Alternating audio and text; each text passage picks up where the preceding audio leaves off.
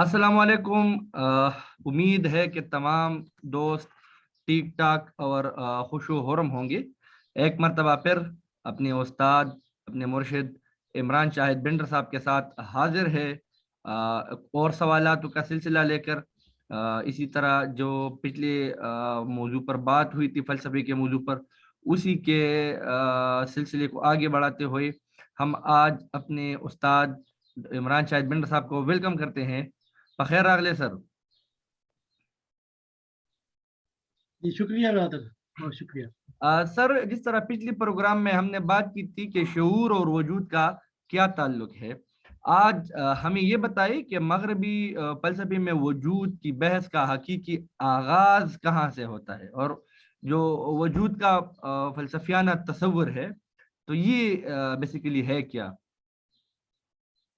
जी ये बड़ा बुनियादी सवाल है। फलसफे की तारीख में इसकी बहुत अहमियत है, क्योंकि वजूद और शऊर का ताल्लुक ही एक बुनियादी फलसफियाना सवाल है। तो हमें ये देखना हमारे लिए बड़ा ज़रूरी है कि वजूद की बहस कहाँ से शुरू हुई।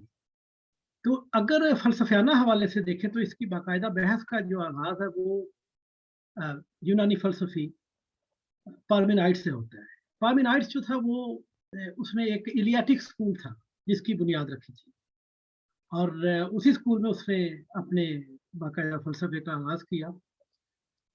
और वजूद के बारे में बुनियादी तौर पे उसका जो फलसफा था उसी के बारे में।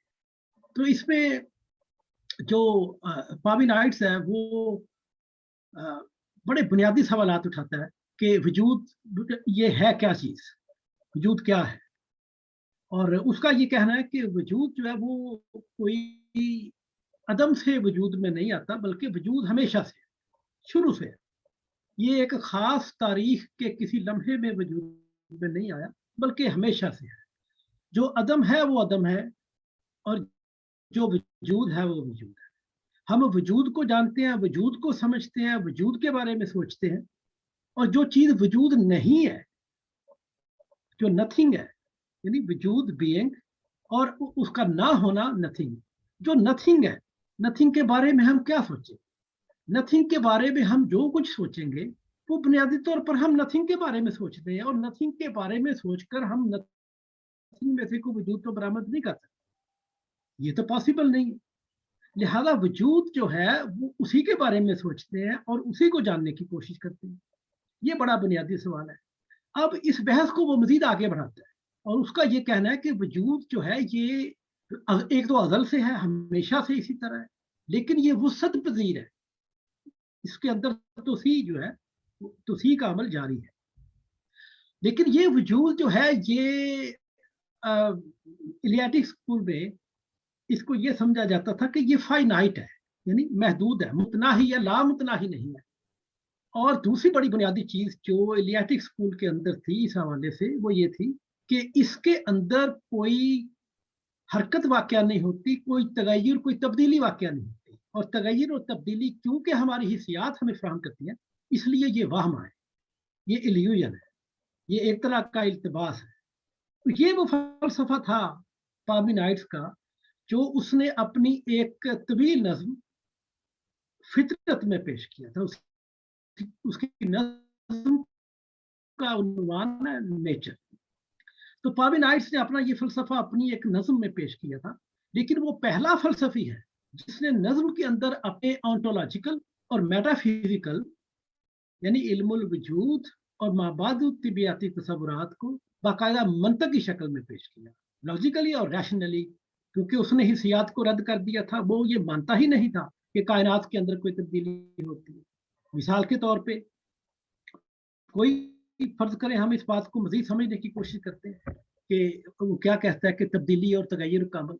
वो कहता है कि अगर मैं आज भी, जिस तरह मैं अभी बात कर रहा हूँ, एक किरदार था जो कि जनूबी इटली में पैदा हुआ, बहरहाल हम यूनानी फलसफे के हवाले से जानते हैं। तो पार्मेनाइड्स अगर आज मौजूद होता तो वो ये दलील देता कि क्योंकि आज इमरान शाहिद पिंडर पार्मेनाइड्स के बारे में बात कर रहा है आज के लम्हे में, तो इसका मतलब है कि वो आज भी मौजूद है। और बेसिकली वो जो हमारी मेमोरी है, हमारी जो याददाश्त है, जिसमें मुख्तलिफ तसव्वुरात पाए जाते हैं, और फिर उनको हम महफूज करते हैं। पार्मेनाइड्स की नज़र में वो तसव्वुरात क्योंकि वो मौजूद होते हैं हमारे ज़हन के अंदर, हमारी याददाश्त के अंदर, लिहाजा उनकी मौजूदगी जो है वो शक व शुबा से बाहर है। तो ये उसका मौजूदगी का तसव्वुर था वजूद के हवाले से। इसी तरह जो वजूद है वो हमेशा से है और वुसअत पज़ीर है, लेकिन महदूद है, फाइनाइट है, वो लामुतनाही का तसव्वुर पार्मेनाइड्स की फिलॉसफी में नहीं है। और पार्मेनाइड्स की बहुत ज्यादा अहमियत है क्योंकि पार्मेनाइड्स ने जो बीइंग का जो कॉन्सेप्ट दिया ऑन्टोलॉजी का और मेटाफिजिक्स का, वो जो तसव्वुर था उसने 2000 बरस यानी हमारी 20वीं सदी तक के जो मुबाहस हैं, खासकर आप देखें हाइडिगर जैसा जो बड़ा फलसफी था उसने भी बीइंग एंड टाइम की इस्तेलाह इस्तेमाल की। लिहाजा बीइंग के जो मुबाहस हैं जो कि पार्मेनाइड्स ने शुरू किए थे वो 20वीं सदी तक हमारे साथ चले, यानी तकरीबन पार्मेनाइड्स का समय लेके तकरीबन 2500 बरस पार्मेनाइड्स से शुरू करके तो हाइडिगर तक। और दूसरी जो चीज थी जो बहुत अहम है कि जिन मंतकी जुमरों में या जिन मंतकी मकुलात में पार्मेनाइड्स ने अपना फलसफा पेश किया था, वही जो मंतकी जुमरे हैं और उसमें कदरे किसी हद तक कुछ जो इजाफे किए गए एक बेहतर फॉर्म में कदरे, वो अफलातून ने उनको जब थ्योराइज किया अरस्तू ने, तो वो उसका फॉर्मल लॉजिक बन गया। बुनियादी तौर पे फॉर्मल लॉजिक का जो अमली इजहार था वो पार्मेनाइड्स कर चुका हुआ था अपने फलसफे के अंदर, लेकिन उनकी जब फॉर्म्स बाहर निकाली गई, उनकी बुनतनें तलाश की गई, उसकी डेवलपमेंट का प्रोसेस दरियाफ्त किया गया, तो वो अरस्तू का फॉर्मल लॉजिक उसकी एक सूरत बनी। जी भाई, बहुत शुक्रिया सर। सर इसी सवाल का अगर हम ये कहें सर कि बिकमिंग का वजूद से फिर क्या ताल्लुक है, और ये बिकमिंग की जो कैटेगरी है ये किस फिलोसोफर की दरियाफ्त थी? ये बहुत अहम सवाल है और ये भी क्योंकि इसी सवाल से जुड़ा हुआ है। ये 3 कैटेगरी आती हैं फिलोसफी के अंदर। पहली कैटेगरी है जिसका आपने जिक्र किया बीइंग की, वजूद की। दूसरी कैटेगरी आ जाती है उसकी बिकमिंग। बिकमिंग भी वजूद के साथ जुड़ा है। बिकमिंग अपने आप में कोई चीज नहीं। जब हम ये कहते हैं कि कोई चीज जो है वो बन रही है, बिकमिंग के प्रोसेस के अंदर है, डेवलपमेंट के प्रोसेस के अंदर है, तो दरअसल वो कोई चीज है और वो चीज जो है वो बीइंग है, और वो उस चीज के बनने का अमल जो है वो बिकमिंग है, वो एक प्रोसेस है। तो इसका जो खालिक है इस तरह का आप समझ लें या इस फलसफे का, वो भी कदीम यूनानी फलसफी हिराक्लिटस है, और वो भी 500 वर्ष कबल अज़ मसीह यूनान में पैदा हुआ, और उसने ये फिलॉसफी बाकायदा पेश की, और उसने तो बड़ा कमाल का काम कर दिया। और उसके जो ख्यालात हैं वो फिर इतने आगे चले कि आज तक उनको रेलिवेंट समझा जाता है। और उसमें जो बहुत दिलचस्प बात ये थी कि पार्मेनाइड से उसका फलसफा बिल्कुल एक जनूब की तरफ जा रहा है, दूसरा शिमाल की तरफ जा रहा है। उसने कहा कि दुनिया में ना हरकत है ना तगय्युर है। उसने कहा कि हरकत और तगय्युर के अलावा कोई चीज मौजूद ही नहीं। वजूद के अंदर हरकत और तगय्युर पाया जाता है। चीजें बन रही हैं, खत्म हो रही हैं। एक चीज वजूद में आ रही है, एक चीज खत्म हो रही है। जो वजूद में आ रही है उसका एक बाकायदा जो उसका अगर मुझे मेरे जहन में आ जाए उसका एक फिक्र है कि जो फानी है वो लाफानी है, जो लाफानी है वो फानी। अब यही डायलैक्टिक्स है, और वो जब अगले मरहले में जाएगी तो वो चीज खत्म हो जाएगी, कोई का अगला मरहला शुरू हो जाएगा, और वो जो चीज जो पहले मरहले में थी वो उसकी निगेशन करेगी और आगे पहुंच जाएगी। अगरचे जो हिराक्लिटस है वो इस सारे प्रोसेस के अंदर से मंतकी माकुलात का इस्तखराज या उनकी डिडक्शन नहीं करता, लेकिन उसने वो प्रोसेस पेश कर दिया, बिकमिंग का प्रोसेस, कि जिसके अंदर से बाकी, जिस तरह हेगल कहता है कि मैंने सारा ही जो कारामत फलसफा था वो हिराक्लिटस से ले लिया, लेकिन वो क्योंकि बड़ी बारीकी में फिर आके इस्तखराज का प्रोसेस शुरू हो जाता है लॉजिक के अंदर, वो बड़ी पेचीदगी आ जाती है, बड़ी मुश्किलात का सामना करना पड़ता है। तो हिराक्लिटस बहरहाल इस चीज का बानी है जो सवाल आपने किया कि बिकमिंग का जो फलसफा है उसका बानी हिराक्लिटस है, और बीइंग का जो फलसफा है ओंटोलॉजी और मेटाफिजिकल जो पहलू है उसके वजूद के, एक वजूद है, हम उसी को जानने की कोशिश करते हैं। तो उसमें जो उसका खालिक जो है वो पार्मेनाइड्स। तो ये दो है, दोनों अपोजिट है, शुमाल एक जनूब, एक तगैर हकीकी है, दूसरी तरफ तगैर हकीकी नहीं है, बल्कि कोई चीज़ ही नहीं है। और वो हिसियात, क्योंकि वो हमें इल्म ही नहीं देती है, तो वो हमारी हिसियात का वहम है। क्योंकि दूसरी तरफ, लेकिन दोनों जो चीज़ें हैं, ये दोनों, आप इस पे गौर करेंगे कि दोनों ही जो चीज़ें हैं ये बेसिकली हमारी अकल से ताल्लुक़ रखती हैं, हमारी हिसियात से इनका कोई खास मतलब नहीं। ये अकली नताइज है, जो कि यूनानियों का एक वतीरा था कि उन्होंने लॉजिकल और रैशनल आर्गूमेंट की बुनियाद रखी। तो ये उसी का ही एक तसलसल है कि हम आज भी उनको उसी तरह देखते हैं। बहुत शुक्रिया सर। सर तो फिर हीगल के फलसफे में बीइंग और बिकमिंग की माहियत क्या है? जी, ये बड़ा अहम सवाल है, और हेगल ने भी इसको बड़ी डिटेल में ज़ाहिर है, पूरा लॉजिक बीइंग की, खासकर उसकी जो लॉजिक की पहली किताब है, इंसाइक्लोपीडिया की पहली किताब लॉजिक, और उसका जो पहली किताब लॉजिक की पहली किताब द डॉक्ट्राइन ऑफ बीइंग में ये सारी तफसीलात मौजूद है। अब इन दोनों ने छोड़ दिया था, पार्मेनाइड्स ने बीइंग को छेड़ा और बीइंग की अपनी तरफ से कि मैंने वो मसला हल कर दिया है। लेकिन अभी दोनों के दरमियान जो तजाद था बिकमिंग और बीइंग के दरमियान, वो बहरहाल कायम था, और उसकी तहलील किसी न किसी तरह से करनी थी। और फिर मॉडर्न फिलोसफी के अंदर जब डायलैक्टिक्स कार्टीन फिलोसफी में आती है, तो उन्होंने तहलील की कोशिश की। और उसके बाद जब ये हेगल के लॉजिक की बारी आती है, तो उसने इन दोनों को रेकनसाइल किया कि जो बीइंग है उसके अंदर बिकमिंग का प्रोसेस क्या है, और उसके अंदर जो बीइंग है उसकी माहियत कैसी है, उसकी क्या शक्ल बनती है, और कौन सी लॉजिकल फॉर्म्स उभर कर सामने आती है। जब एक की निगेशन होती है तो उसकी डिटर्मिनेशन होती है, और फिर आगे हम चलते हैं, और फिर डिटर्मिनेशन एक अलग कैटेगरी आ जाती है। तो ये फिर सारे का सारा प्रोसेस हेगल ने शुरू किया, और फिर बड़ी डिटेल में चला गया। अभी आप देखें कि सेक्शन 86 है, जिसमें हेगल ने कहा कि जो फलसफे का जो हकीकी फलसफा बिगिंस विद एलियाटिक स्कूल, और पार्मेनाइड्स का जिक्र किया बीइंग के साथ। फिर सेक्शन 88 उसी लॉजिक के अंदर 88 में उसमें बिकमिंग का जिक्र आ गया। अब उनके रेकन्सिलिएशन के अंदर बिल्कुल वही। अच्छा, अब इसमें एक बहुत अहम बात यह है कि जब बिकमिंग का प्रोसेस बीइंग के अंदर ज़ाहिर है वो आगे की तरफ है, उसको हम इर्तिका भी कह सकते हैं।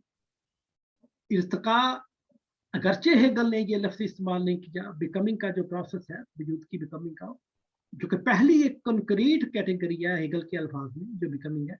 उससे पहले बीइंग, प्योर बीइंग, नथिंग, और फिर दोनों की निगेशन, फिर वो बिकमिंग की कैटेगरी, और डिटर्मिनेट बीइंग। दोनों की निगेशन के बाद डिटर्मिनेट बीइंग बन जाता है, और डिटर्मिनेट बीइंग के अंदर दोनों ही चीजें है भी और नहीं भी। तो इसमें जो अहम तरीन नुकता है वो है कि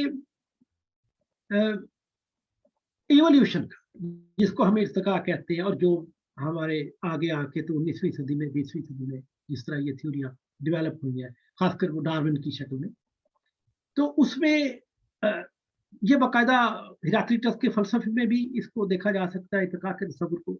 और फिर आगे जाके हेगेलियन फिलॉसफी में बीइंग और बिकमिंग की रेकन्सिलिएशन के दरमियान भी, उनकी मिसालियत के दरमियान भी। तो फिर ये सवाल पैदा एक और हो जाता है कि जो हेगल है वो बाकायदा उसका इस्तेमाल क्यों नहीं करता, एवोल्यूशन का लफ्ज इस्तेमाल नहीं करता, बल्कि वो डेवलपमेंट का लफ्ज इस्तेमाल करता है। डेवलपमेंट भी एक बड़ा पेचीदा लफ्ज है, और डेवलपमेंट और एवोल्यूशन के दरमियान भी फर्क है, बहुत बारीक फर्क है। अगर आप कहें तो मैं उसको थोड़ा सा मैं बता देता हूँ कि वो फर्क क्या है। जी जी जरूर जो सर। इर्तिका है वो, इर्तिका है वो बुनियादी तौर पे हजारों करोड़ों अरबों सालों पे मुहित है। मिसाल के तौर पे इंसान बनने से पहले इंसान का सारा अमल, जब वो इंसान बन रहा था तो वो दरअसल एक इर्तिका का अमल था। और जब इंसान इंसान बन गया, और उस इंसान बनने के बाद उसके जो ऑर्गन्स हैं और उसके अंदर जितनी भी तब्दीलियां वाक़या होती हैं, वो डेवलपमेंट का प्रोसेस है। मिसाल के तौर पर डीएनए वगैरह, इस तरह की दूसरी चीजें। इंसान का बच्चा, वो भी इंसान है, वो एवोल्यूशनरी प्रोसेस से गुजर चुका हुआ है, लेकिन अभी उसने डेवलपमेंट के प्रोसेस से गुजरना। जो बच्चा है वो एक लड़का बनेगा, लड़का बनने के बाद फिर वो आती, ये उसकी डेवलपमेंट की स्टेज है। तो बिल्कुल यही हेगेलियन फिलॉसफी में है कि जो नेचर है वो एक प्रोसेस से गुजरती हुई तारीखी और समाजी एक सूरत इख्तियार करती है, और ये वो डेवलपमेंट का प्रोसेस है, और डेवलपमेंट की कैटेगरी हेगल ने इस्तेमाल की है। तो ये उसका बुनियादी तौर पे ताल्लुक है कि जो बीइंग है और जो बिकमिंग है, ये दोनों बीइंग और नथिंग एब्स्ट्रैक्ट कैटेगरीज हैं, और जो बिकमिंग है वो कंक्रीट कैटेगरी है, क्योंकि वो बाकायदा एक पर्टिकुलर फॉर्म को हमारे सामने लेकर, जबकि जो बीइंग है उसके अंदर क्योंकि कोई अभी तक किसी भी खुसूसियत, किसी भी एट्रीब्यूट का हम तयन नहीं कर पाते या अभी तक नहीं किया, लिहाजा वो हमारे लिए एक एब्स्ट्रैक्शन रहती है, एक कंक्रीट रियलिटी नहीं बनती। कंक्रीट रियलिटी बनती है वो बिकमिंग के प्रोसेस के बाद। तो ये दोनों चीजों की जो रेकंसिलिएशन है, उसी पे वो सारे का सारा हेगल का लॉजिक जो है। बहुत शुक्रिया सर। सर हीगल के यूनिवर्सल, पार्टिकुलर और इंडिविजुअल का पेवर बीइंग, नथिंग और बीइंग से क्या ताल्लुक है सर? जी, ये असल में हेगल बहुत मुश्किलात पैदा करता है अपने क़ारीन के लिए, लेकिन एक बार उसके लॉजिक का और फिलॉसफी का जौहर जब पकड़ा जाता है, गिरफ्त में आ जाता है, तो फिर कोई खास मुश्किल पेश नहीं आती। अभी ये जो कैटेगरी हमने बीइंग की बात भी, आपने यूनिवर्सल, पार्टिकुलर और इंडिविजुअल की बात की। जो बीइंग है एब्स्ट्रैक्ट फॉर्म में वो यूनिवर्सल है, जो नथिंग है वो पर्टिकुलर, क्योंकि नथिंग जो है वो बीइंग की निगेशन है। और बीइंग क्या, बीइंग बेसिकली आइडिया का बीइंग है, और आइडिया के अंदर जितनी देर तक एक कंक्रीट फॉर्म नहीं होगी वो एब्स्ट्रैक्शन में रहेगा, और जब तक वो एब्स्ट्रैक्शन में रहेगा वो यूनिवर्सल रहेगा, और जब तक वो एब्स्ट्रैक्शन में रहेगा उसकी निगेशन लाजमी करनी पड़ेगी ताकि उसको उसका पर्टिकुलर दिया जा सके। तो आइडिया की जो बुनियादी तौर पे जो निगेशन है, जिसको हम नथिंग कहते हैं, वो नथिंग को हेगल ने लॉजिक के आखिरी सेक्शन में 235 है या शायद इसी तरह का कुछ, उसमें हेगल ने उसको कहा है कि जिस चीज को हमने नथिंग कहा है वो दरअसल नेचर है, जो कि एक एब्स्ट्रैक्ट आइडिया के अंदर मौजूद है। लिहाजा दोनों आगाज में आइडिया हो या नेचर हो, वो दोनों ही नथिंग है। लेकिन जो नेचर है वो जब आइडिया की निगेशन नेचर के साथ किया, नेचर को पर्टिकुलर कह दिया, थोड़ी आए मुश्किल पेश तो मुझे यूनिवर्सल बीइंग